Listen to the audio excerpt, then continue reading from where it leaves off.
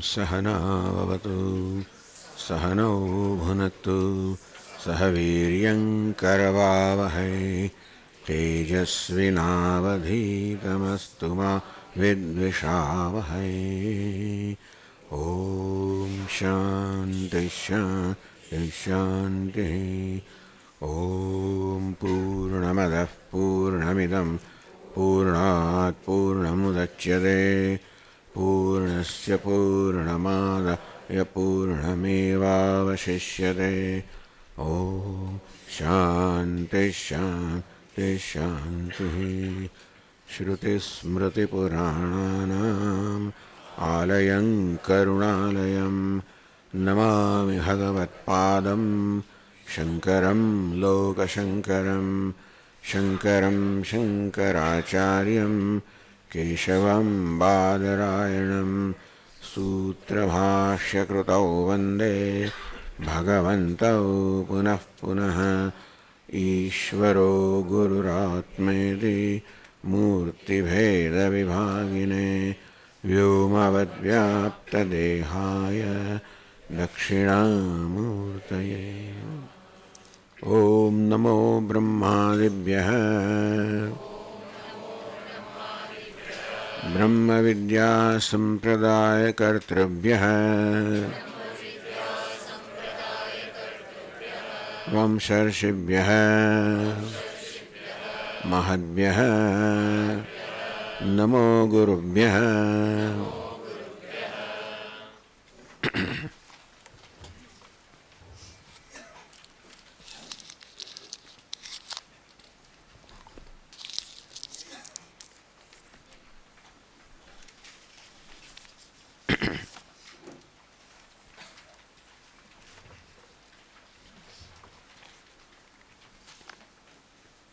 Again, looking back at the passage number 10 on page 17,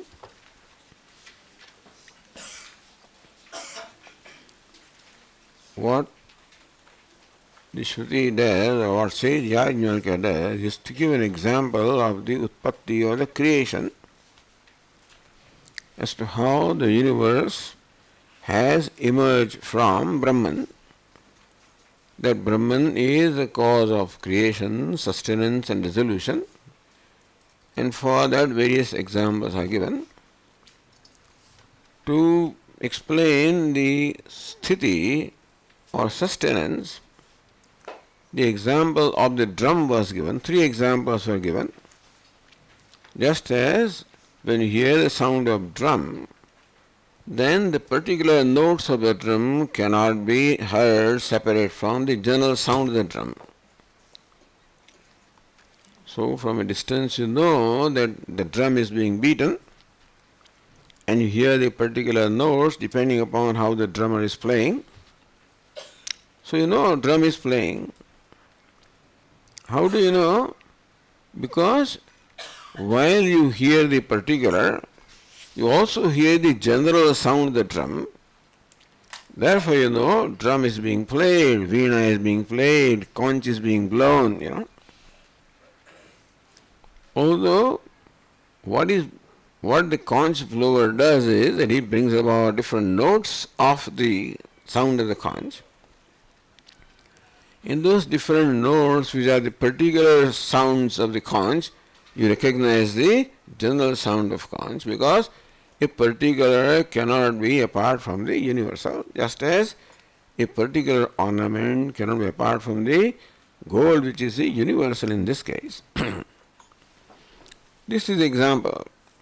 What we experience is the world of names and forms, which is particular. Particular means everything that we experience as some Vishesha or some distinction. That every name and form is distinct from every other name and form. So what we experience are distinctions. But we know that the distinction cannot be apart from the universal.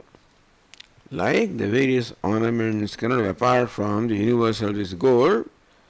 So what we experience are all distinct names and forms. But while we are experiencing the distinction, we must be also experiencing the universal. while we are experiencing the ornament, we must be experiencing gold also. While we are experiencing the particular sounds of a drum, etc., we experience general sound of the drum. So also, what we experience in the universe, in our life, is the names and forms. Each name and form is different from the other, so what we experience are all distinctions of names and forms. But now we got the rule that a distinction or a particular cannot stand apart from the universal. An ornament cannot stand apart from gold. A particular note cannot stand apart from general sound. So these are all like particular notes. Every name and form is like a particular note, you can say. In the universal orchestra of Ishvara, every name and form is like particular notes. Because he is omniscient, omnipotent, that he can play so many notes simultaneously.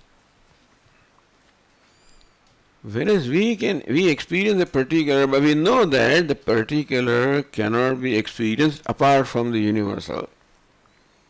Which means that we are also experiencing universal. You follow? Which means we are experiencing Ishvara, Brahman. What is Brahman? The universal substratum of all the names and forms. What's the status of name and form? Name and form is, in Vedantic words, superimposed upon the adhisthana or substratum, just as the name and form of an ornament is superimposed upon adhisthana, there is gold. Even if you don't worry about that adhisthana, etc., what I am saying is that the distinctions or particulars always presuppose the experience of the universal. Presuppose. The experience of the ornament presupposes the experience of gold, which is universal. The experience of the waves presupposes the experience of water, which is universal. So all the waves that we are experiencing in terms of names and forms, which we could not have been experiencing unless we also experience the universal that every name and form contains. So understand that we are experiencing Brahman. So it is for us to see this fact, that is called knowledge. Understand that knowledge presupposes experience. Every scientific knowledge is based on some experience of an apple falling, and that then is interpreted and explained. And so also it is not that we are not experiencing Brahman. What I am saying is you have experienced Brahman. But what you are experiencing is Brahman. Had there been something other than Brahman, then you could have experienced that. All there is Brahman. Then what, Swami? We have to recognize that what we are experiencing is Brahman. By recognizing that the distinctions of names and forms, in Vedantic terms, they are superimposed and mithya, like the ornaments, names and forms, but they cannot be experienced unless we are experiencing Brahman, which is the substratum. And where is that Brahman? What is that Brahman? Every name and form we said yesterday is Asti, shines, Bhati, dear, Priyam. Everything, good, bad or indifferent. Whatever there is in the universe, it is this much credit we have to give. Then the most wretched thing also is. And most wretched thing also becomes object of awareness, shines. And the wretched thing at least loves itself. If we don't love it, at least that loves itself. So Priyam. And therefore every experience involves the experience of Asti, Bhati, Priyam. Without that we can experience any name and form. Just as experience of ornaments presupposes the experience of gold, which is universal. Similarly also experience all the names and forms presupposes the experience of the universal, which is what? Asti, Bhati, Priyam, which is common to all names and forms. So it is not that we are not experiencing Brahman. We have to recognize that what we are experiencing is Brahman. But Swami, I thought Brahman must have four hands and some legs and some, some weapons and things. Everybody has their own idea of what Brahman or Ishvara is. But as Vedanta says, what is the Ishvara? And therefore, our Swami used to say, we don't have to believe in Ishvara. We have to understand Ishvara. Belief is there when something is paroksha, meaning that something that is remote, not experienced by us. If Ishvara was in heaven, then he would be a matter of belief. But what is evident is not a matter of belief, it is a matter of understanding. So understand this. Our Swami used to say, Ishvara has not to be believed, Ishvara has to be understood. Ishvara, call it Brahman, call it Prajnanaghana. And this particular statement in the passage 10 also is a very important statement. As from a fire kindled with wet faggot, diverse kinds of smoke issue. So when you kindle wet wood, then smoke comes out, sparks come out, flames also come out, embers also are formed. You may say that all this variety of things emerge from its source, which is fire. So also, how the idea is that how this variety of things such as smoke, spark, etc., they just emerge effortlessly from fire. Fire does not need to make any effort to produce them or create them. They just emerge from the fire. And so also the passage says that from Ishvara, here what is described are all the scriptures. The Yurugvedaha, Yajurvedaha, Samveda, means all the scriptures. They emerge from Ishvara like the out-breath of a person.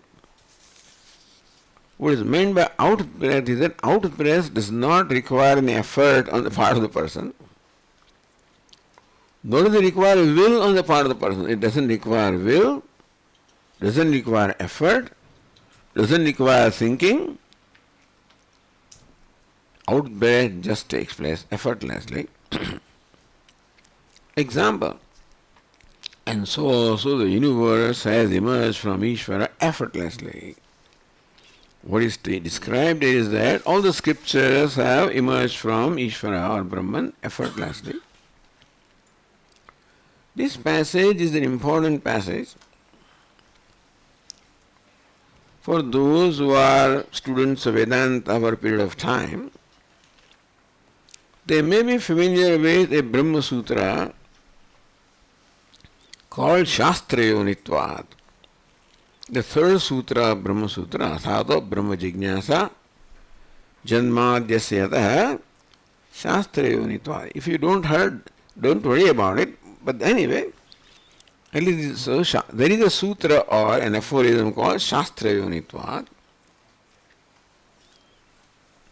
A Shastra, Brahman is a yoni or the cause of Shastra, meaning that Brahman is one from whom all the Shastras, all the scriptures have emerged.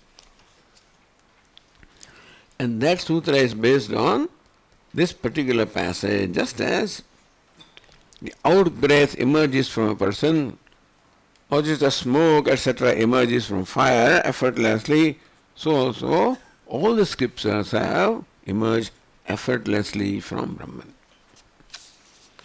What this means is, This passage also is used by Vedantins to make a point that Vedas are the pramanam for Brahma. Brahman is a source of Vedas, and Vedas are in turn the pramanam for Brahman. That there is Bhagavan, that there is Ishvara. How do you say that? Somebody can engage you in this kind of discussion. So what did your Swami teach you? Swami said, there is Ishvara. Where is he? How do you say? What's the proof? And so these poor religious people will try to give proof. Look at the sky, look at this, look at... What do you mean? The scientists will explain everything.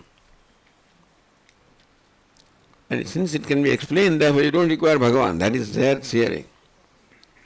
You don't need God to explain the universe. And therefore the religious people try to make an argument to prove Ishvara. Understand that nobody can prove Ishvara. But fortunately you can challenge him. See, you disprove Ishvara, which also he cannot do. So rather than you are trying to prove Ishvara, challenge that person. You tell me, how do you say Ishvara is not? Oh, look at all the injustice in the world, look at the starvation, look at this, that and what not. So what? How does it mean that Ishvara is not there? You mean there is no starvation? When there is stomach, there is going to be hunger? Everything can be explained, and therefore, if lack of explanation is a lack of Ishvara, everything can be explained. Meaning that we have no proof for Ishvara. Even Vedanta does not, a Vedantin cannot prove Ishvara. Nor someone can disprove Ishvara. So on what basis then Vedantin so confidently talks about Ishvara? It is this one here. This is called pramanam, or the valid means of knowledge. You know what is pramanam? This word you must have heard, I am sure. Pramanam, pramakaranam, pramanam. The means of valid knowledge. Like your ears or faculty of hearing are the pramanam for listening to these words. Your eyes are a pramanam, the valid means of knowledge, to see that there is a Swami sitting here. We are given 5 organs of perception. Each one is pramanam or valid means of knowledge for that respective object. Shabda, sparsha, rupa, rasa, gandha. Shabda the sound, sparsha the touch, rupa the form, rasa the taste, gandha the smell. For these 5-fold objects of the world, we have the 5 organs of perception. They are the pramanam. What is pramanam? A unique and valid means of knowledge. The knowledge that a pramanam can give cannot be gained from any other source. Meaning that your eyes are a pramanam for revealing forms and colors. Nothing else, no other faculty in your being can reveal color and form. Let me see. What color is there? You cannot determine what the color is by touch. Let me hear, let me touch, let me smell. Only eyes are pramanam for colors. Fingers are pramanam for recognizing touch. And it's about the pramanam. Brahmana means the valid means of knowledge. So also this passage says that Vedas are pramanam for Ishvara. The passage that we just read, how everything is, all the scriptures are emerged from Ishvara like the outbreath of a person. So other knowledge emerges from us. that emerges from the buddhi. Meaning that whenever we compose something, whenever we say something, whenever we write something, it's all, first of all, the thinking takes place in the buddhi and then it is expressed in words. Meaning that the knowledge that comes out of us always requires an effort. It is a knowledge that is a product of my buddhi, and therefore what I say will have limitations of my buddhi. Whatever a great scientist also says will have limitations of his buddhi. Likely that after 25 years, other scientists may discover some other ways of thinking or reasoning, and then they may bring about an improvement in what he said. Meaning that there is no finality about what a human intellect says. But we say or we believe that Vedas are Pramana, meaning Vedas are finality. What they say is final, not subject to change or improvement. Veda says, Satyam Jnanamanandam Brahma, that is Brahman, Satyam Jnana. That is what it is. But Swami, tomorrow after 25 years somebody can discover that Brahman is something else. Will it not be? Swamiji, suppose scientists find out a way that the human being doesn't die. What will happen? He said, nothing will happen. If they can ever find out. Basic rule is that what is born is going to die. Jatasya hi dhruva mrityu. If science can reverse that law or something like that, I personally wouldn't care. But our belief is, Shraddha rather, is that what the Vedas tell us is Pramana, meaning it is the final word on the subject matter of Vedas.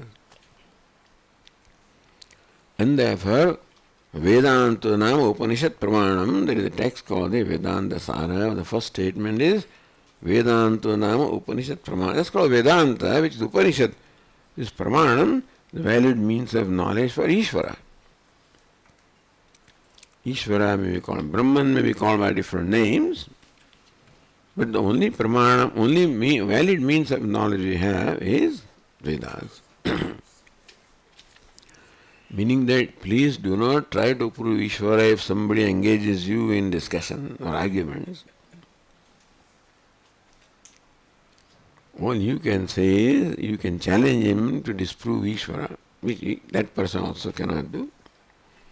But we have an additional authority here, and we say that we say what we say based on the Upanishads, based on the Vedas.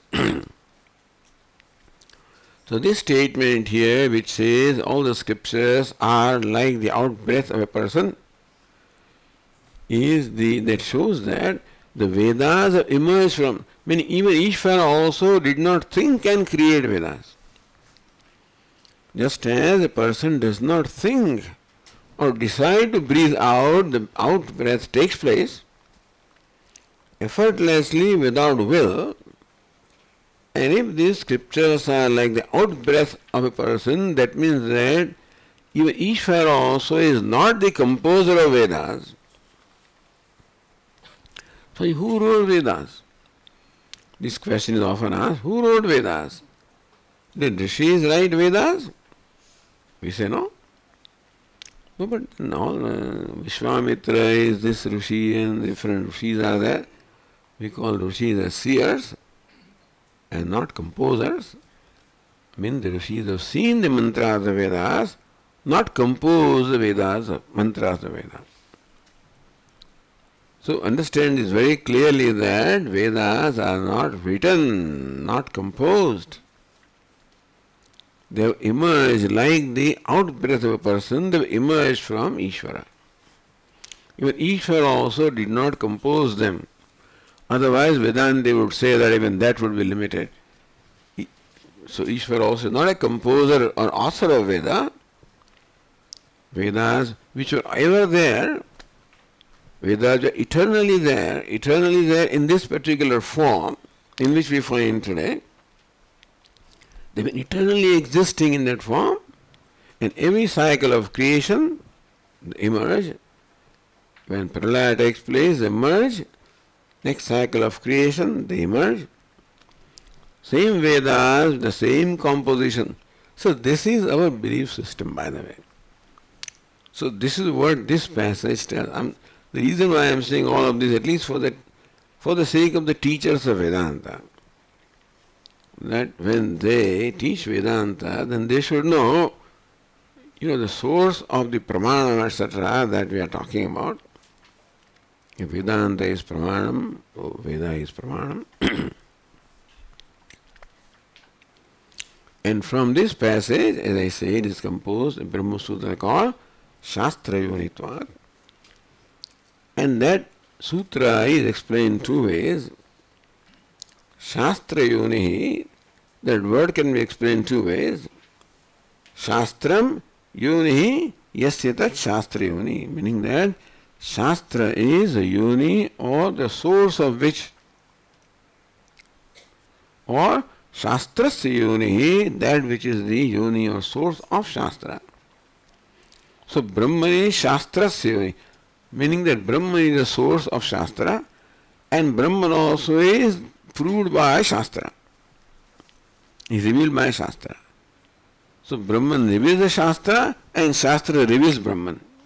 If you understand what I am saying, Shastra Yonitvat. And for that sutra, so this is the passage which is the source of that sutra. Alright, I guess enough for this one.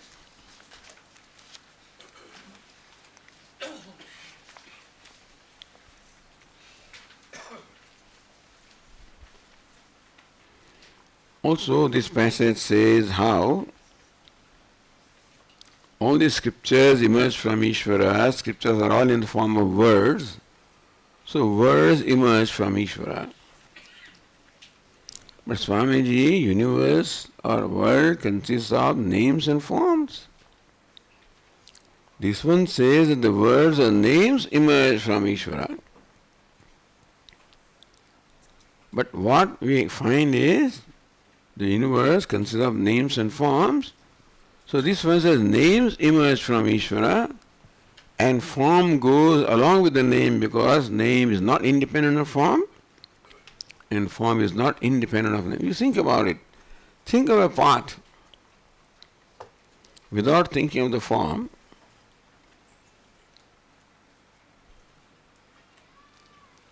That will be good meditation.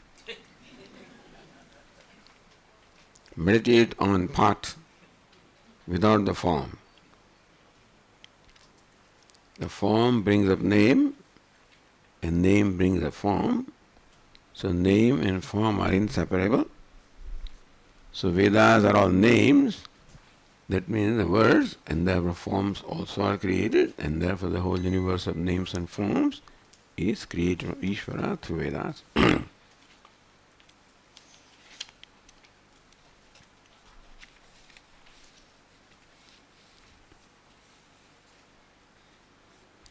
Here another doubt is raised. It was said that the whole universe is a product of ignorance because what we experience is all duality. Like we said that the Brahmana, rejects one who looks upon Brahmana as different. So all the duality is all product of ignorance. Whole universe is product of ignorance. Vedas are also part of the universe. So Vedas are also product of ignorance. Is it not so? So Purusha Nishvasavat Aprayatnothitatvat, everything is created out of the effort, except Vedas have emerged without the effort even of Ishvara, and therefore they are not like other creation. They have emerged on their own, therefore Vedas are not product of ignorance. If you understand what I am saying, and therefore Vedas remain the Pramana, even though they are a part of the creation.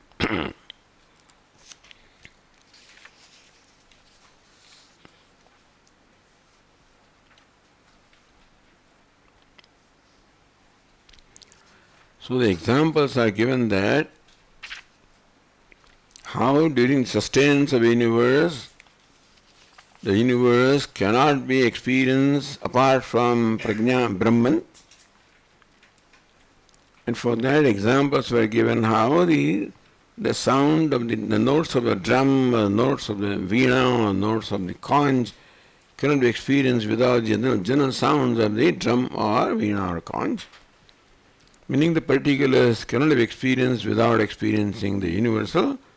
And Brahman is a universal, therefore Brahman is always experienced and all particulars are. So that was the example of creation. How about the pralaya? So understand the statement was idam sarvam yadayam atma. All of this is nothing but the self. How do you say all of this is nothing but the self? It's like saying that all these various pots and pans are nothing but clay. Yes, Swami, but that we can see the clay, That's the best example we have, and then. But the reason why we say that this pot is nothing but clay, you know why? Because the pot emerges from clay, is sustained by clay, and merges back into clay. Therefore, the pot is never apart from clay, or pot is nothing but clay.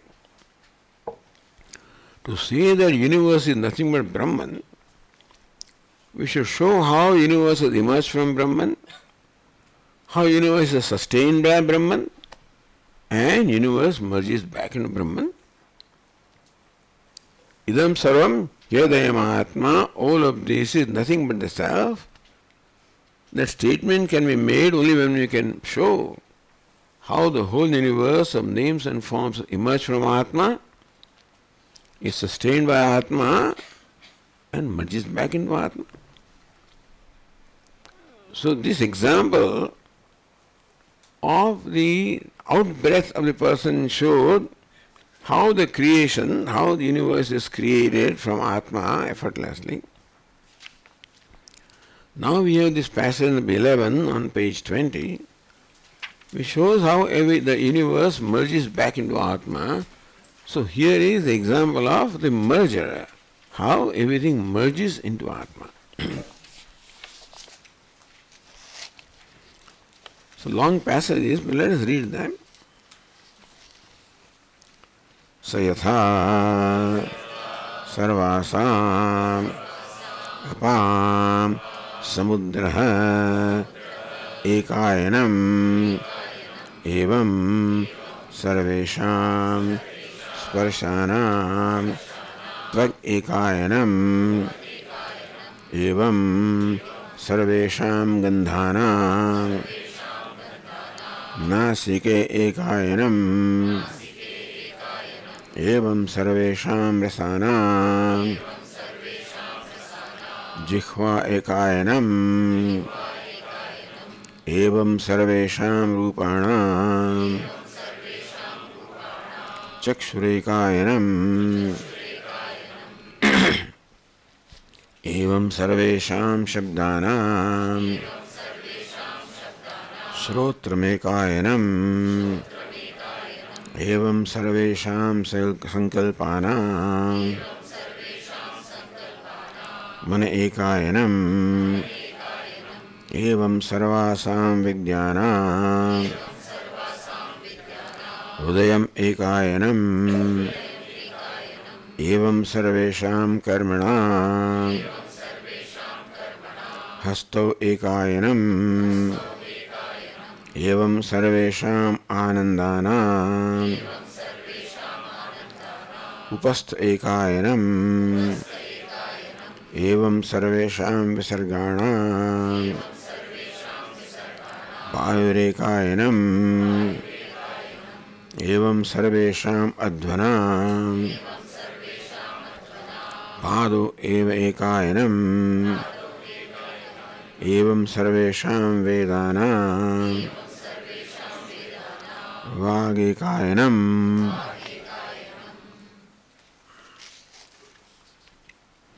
Ayanam means gold. Ekayanam, the single gold, only gold. Sayatha, this is the style of the Upanishad. When they want to give illustration, they start Sayatha, just as Sarvasam apanam samudrek evayanam. Just as Samudra, the ocean, is the single destination of all the water, single goal of all the water. Sarvesham sparshanam tvak evekayanam. This may be difficult to understand, but of all the touch, the tvak, the organ of touch, is one goal of all these particular touch. So when we say tvak, tvak is the skin, is the organ of touch. And that means the touch in general. So all particular touch have their goal in the touch in general.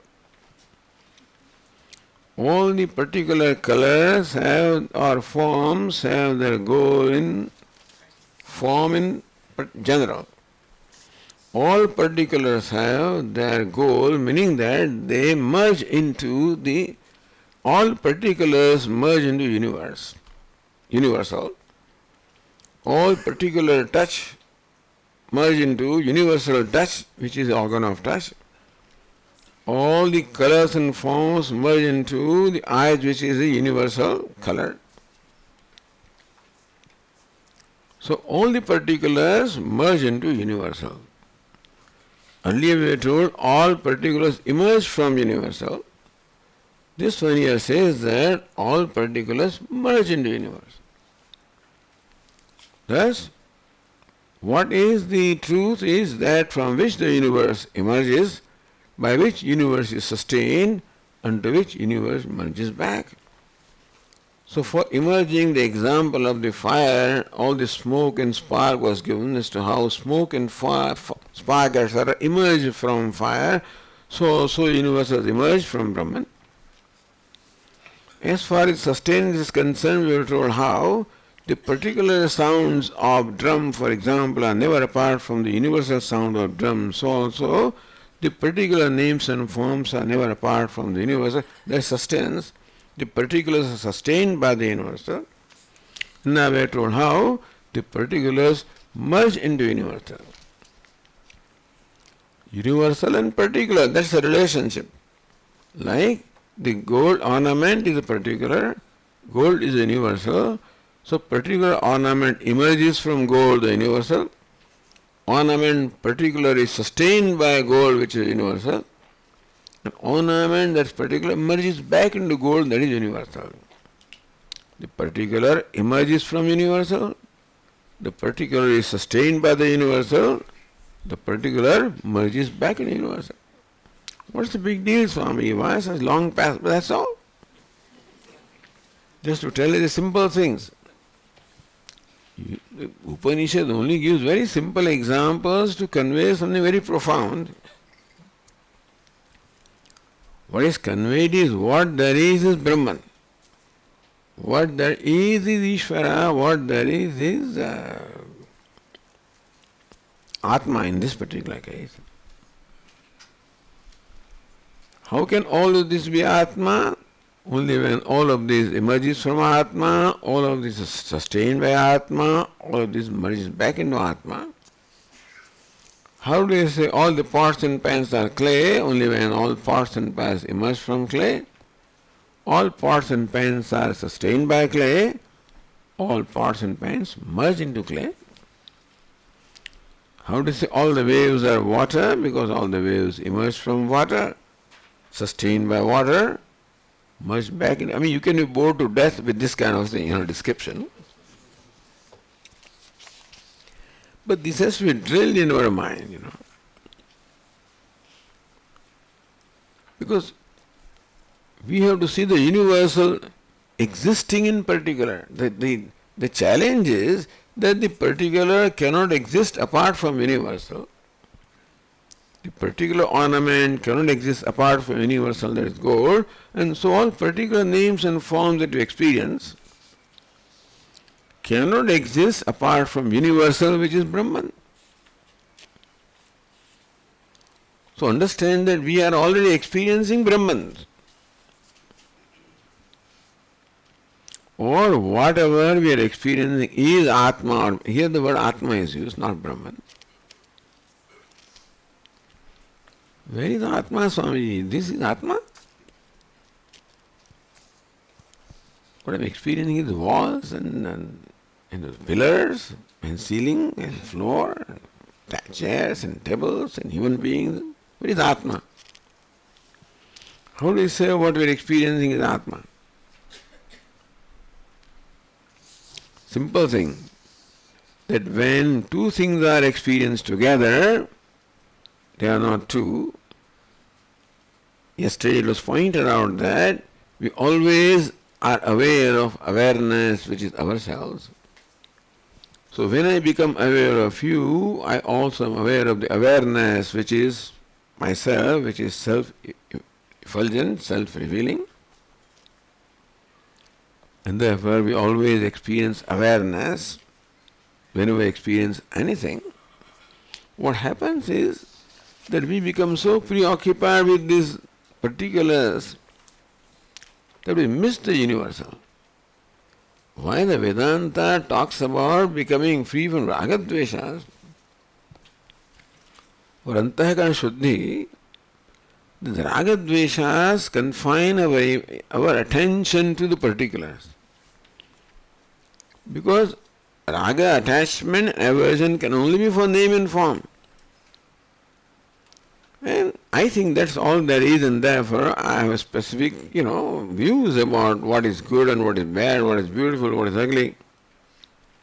And therefore I am attached to what I consider as beautiful, I have an aversion of what I consider as ugly.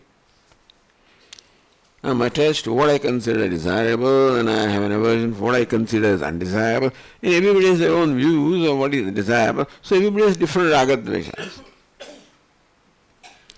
Everybody has their own structure of ragadvesha, their attachment, aversion, but then we always see the world through the glasses of attachment and aversion. We don't see things as they are. We wear these glasses of raga and dvesha, attachment and aversion, and through these glasses alone we see everything and we evaluate everything. So in fact, in our life we don't even know that anything exists other than that. We are so used to evaluating everything as desirable, undesirable, likable, dislikable, good, bad. Right away, whenever as I confront something, right away my mind has already a judgment, desirable, undesirable, good, bad, likable, dislikable, friend, foe. My mind immediately judges. And then that becomes the basis of my interaction. Not realizing that is my projection. But had there been something called desirable, an entity called desirable, then it would be desirable to everybody.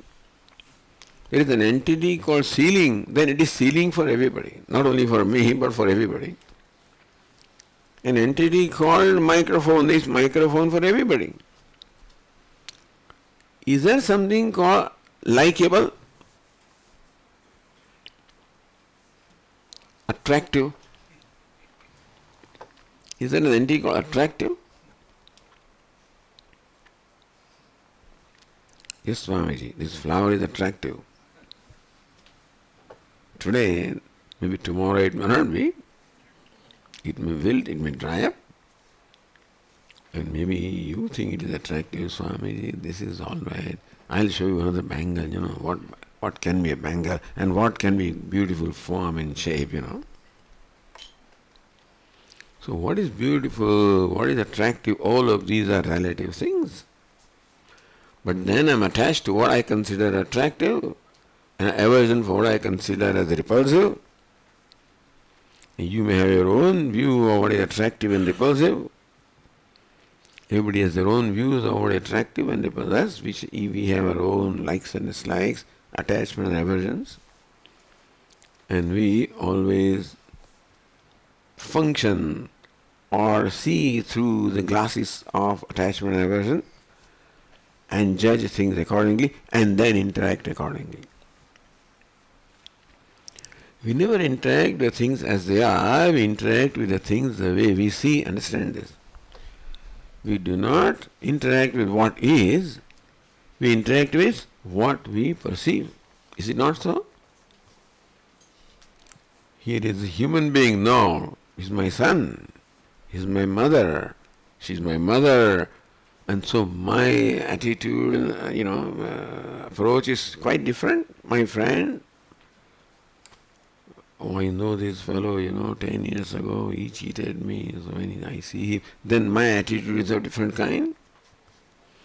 Meaning that my attitude is all influenced by my particular attachments and aversions, particular judgments. Because of this, we do not see what is, we see only through the glasses of this attachment and aversion. We keep on judging things accordingly, and that's what prevents us from appreciating what is. So why in the Vedanta so much emphasis on Antahkarana Shuddhi or becoming free from ragadveshas? Because the ragadveshas do not permit us to appreciate things as they are. I have my own judgment about things and you have your own judgment about things, and what is perhaps something else and what we see is something else. Therefore, the first thing to be done in order to appreciate Ishvara in all these varieties is to make our mind free from raga and dvesha, because the raga dveshas always contact the particulars and we miss the universal. In order to appreciate the universal, the mind should become free from raga dveshas, from these projections, from the likes and dislikes. And that is why so much emphasis on Antahkarana Shuddhi, or making the mind free from attachment and aversion. Then only we can be objective. Otherwise we are subjective. Subjective means I have my own perception. What things are? Your own perception. Swami was very fond of using this word objectivity or objective. Objective means what? What is same for everybody? We should be objective. When can we be objective? When we are free from attachment and aversion. We are free from any projection. It is nature of mind to project. That's called Rajogun, it always projects. What we need is mind that enjoys sattva or predominant sattva. A sattvic mind is not a projecting mind, a rajas mind is a projecting mind. So to see what is also, what we need is simple sattvic mind. Then seeing Ishvara is not very difficult. Yes, Swamiji, I am so happy. You become so happy with what is. When the mind is sattvic, you don't need anything special to be happy. Today I need something special to be happy. That this flower must be of a certain kind, this flower I don't like, that flower is better, this flower color is good. Because I own my definition of what is beautiful and what is not, depending upon my own likes and dislikes, or rajas and tamas. If the mind is free from rajas and tamas, if mind is sattvic, you know what happens? Everything is beautiful. Which is what it really is. No, Swami, how can everything is beautiful? You mean this crumpled thing is beautiful?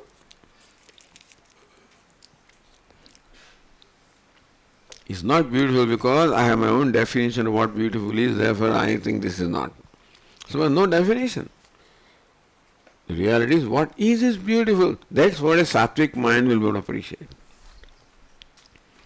Therefore, in order to appreciate what the Upanishad is saying is what is Brahman, what is Atma in this case, is that we require a mind which is objective, which does not project, which does not judge, which does not brand. Likeable, dislikable, good, bad, no branding. So how can that be? How can you live life without branding? You have to. How can you live life without?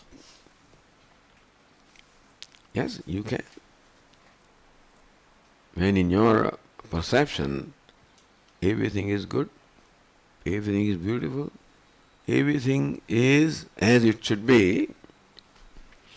Do you mean, Swamiji, the crime also is all right? A criminal also is all right? A terrorist also is all right? I'm imagining what a wise person would be thinking. All you can say is that everything has its place in the universe. Universe would be incomplete without that. Is it not so? Why has Swami, somebody said, Swamiji, why has Bhagavan made these mosquitoes, They should be removed. Mosquitoes may say, Bhagavan, you should remove human beings, suppose.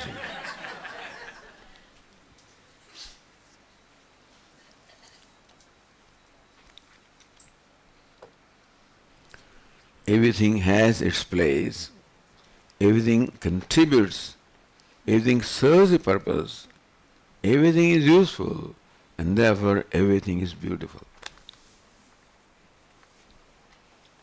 This is when you have no preconceived notion of what is useful and what is not useful, what is beautiful and what is not beautiful. That's called open mind.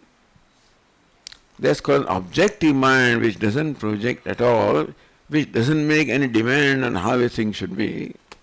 Then only it can appreciate what is. So that is what the Upanishad expects us when it says what is Atma. Idam sarvam yadayam Atma. What is nothing but Atma. That's a statement. And all the passages are to explain that simple statement that what is Atma. Because everything is emerged from Atma. Just as smokes, etc., emerge from fire. Everything sustained by Atma, just as all the particular sounds are sustained by the sound, general sound. Everything merges into Atma, just as all the water merges into ocean. Example of merger. Thus these three kinds of examples are given. 6 examples are given, but for 3: creation, sustenance, dissolution.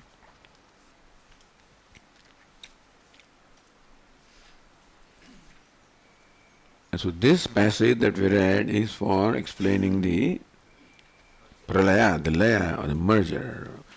And again, it says how, this is understandable, how all the waters have a destination in the ocean, that is understandable. But how all these special touch have the destination in fingers, in the organ of touch, what is that? So what is organ of touch is called the universal touch. This the organ of touch can be called universal touch, then experiences particular things.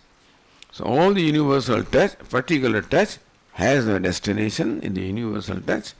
All particular colors have a destination in eyes, which is universal color or form. Every sense organ that is mentioned here shows the universal aspect of that object, and how all the particulars they merge into universal. For understanding this passage, we will have a little bit of samskara of the way the Upanishads teach us. What is this Swamiji? I mean, Sarvesham advanam pado ekayanam. All walking has their goal in the feet. The walking have their goal in feet. What is this? Because the feet with which we walk. The walking emerges from where? From the feet. So walking is emerged from the feet, therefore the walking merges back into feet. The colors and forms emerge from eyes, so they merge back into the eyes. All sounds they emerge from ears, so they merge back into ears. All water they emerge from ocean, so they merge back into ocean. Everything merges back into that from which it has emerged. And thus everything emerges into Ishvara from where it has emerged. So this is an illustration of how the universe merges into Ishvara. So various illustrations are given. Now universe has emerged from Ishvara, is sustained by Ishvara, merges back into Ishvara, or Atma here. Universe has emerged from Atma, is sustained by Atma, merges back into Atma, and therefore what is Atma? Idam sarvam yadayam Atma. What all this? So that statement is being explained. The Mahavakya here is idam sarvam yadayam Atma. What all this is this Atma? And all of this is an explanation of how all of this is Atma, because even it has emerged from Atma, even is sustained by Atma, everything merges back into Atma, therefore everything is Atma. Think about it, we'll continue, proceed further tomorrow. Om Purnamadah Purnamidam Purnat Purnamudachyate Purnasya Purnamadaya Purnameva Vasishyate. Om Shanti Shanti Shanti. Shankaram Shankaracharyam Keshavam Badarayanam Sutra Bhashya Krutau Vande Bhagavantau Punah Punah.